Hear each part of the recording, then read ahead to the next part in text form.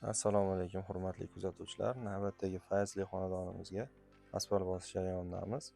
Bu xonadonimiz Farg'ona viloyati Yozyovon tumani Ishtirxon qishlog'ida bo'ldi. Avval xuddi shunday zaspirani toshib, uklonlarni chiqarib, chiroyli qilib trammovka apparatimiz bilan yaxshilab trammovka qilib oldik.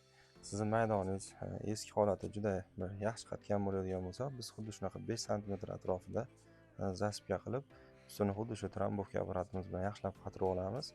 Undan keyin asfalt bosish jarayoni boshlanadi. Xuddi shu holatda asfalt yoyilib, chiroyli qilib bosiladi.